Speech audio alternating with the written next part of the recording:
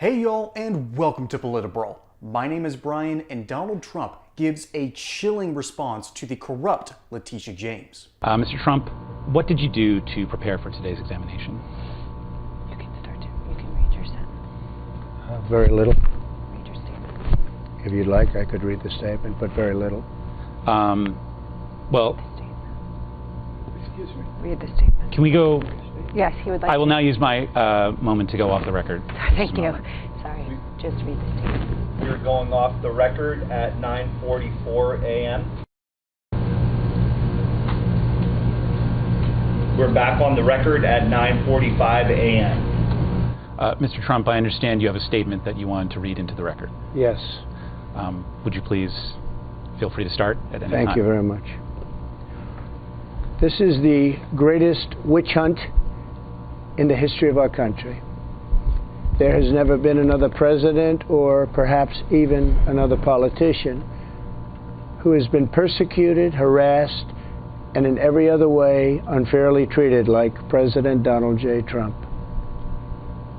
What Letitia James has tried to do the last number of years is a disgrace to the legal system, an affront to the New York State taxpayers, and a violation of the solemn rights and protections afforded by the United States Constitution.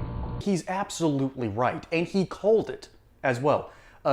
Before they even tried to post the bond, before the news of Trump he can't make this bond. It's over $450 million, and it's constitutionally ridiculous. Here's the Eighth Amendment right here. Excessive bail shall not be required, nor excessive fines imposed, nor cruel and unusual punishments inflicted. Now, Donald Trump is not being hung up by his thumbs. That's not what the cruel and unusual punishment is. It's the fact that there's an excessive bond and excessive fines are imposed, and the reasons for them are completely ludicrous. They make zero sense. And he's going to explain in further detail. She developed a political platform and made a career out of maliciously attacking me and my business before she even understood or was elected or reviewed one of the millions of pages of documents we willingly produced. We willingly produced these documents. James proclaimed that she, quote, looks forward to going into the office of Attorney General every day suing me and then going home. This is during her campaign. She announced that she was obsessed with, quote, taking me on, and that her eyes were set on Trump Tower, quote, Trump Tower. She even assured her supporters as an election promise very strongly that, quote, we're going to definitely sue him. Before she even knew anything about me, we're going to be a real pain in his ass. He's going to know my name personally. And she claimed I was on an illegitimate, and that it was an illegitimate president. Quote, illegitimate president. He lives rent-free in these people's heads. It's actually pretty impressive that Donald Trump can be renting in so many spaces for $0. And the left thinks that he is Caesar coming down from Gaul and he has crossed the Rubicon. No, it's the other way around. The barbarians of the left are at the gates, and Donald Trump has been the only one sounding the alarm, and they hate the fact that he's doing so. In her AG speech, she promised to, quote, shine a bright light into every dark corner of Trump's real estate holdings. Shortly thereafter, she vowed to, quote, use every area of the law to investigate President Trump and his business transactions, and that of his family as well. She knows nothing about us. This is when she knew absolutely nothing about us. It was very unfair. This whole thing is very unfair. As a pretense for commencing her bogus investigation, Letitia James relied on the testimony of Michael Cohen, a convicted felon and liar. Ever since the beginning of this fraud trial, anyone with common sense knew that this was, in essence, a witch hunt. A ridiculous, pointless, stupid witch hunt done out of pure spite and anger. Why? Because Letitia James quite literally ran for her position on the promise that she was going to go out and get Donald Trump. Now, I don't know about you, but that sounds like someone really doesn't like democracy.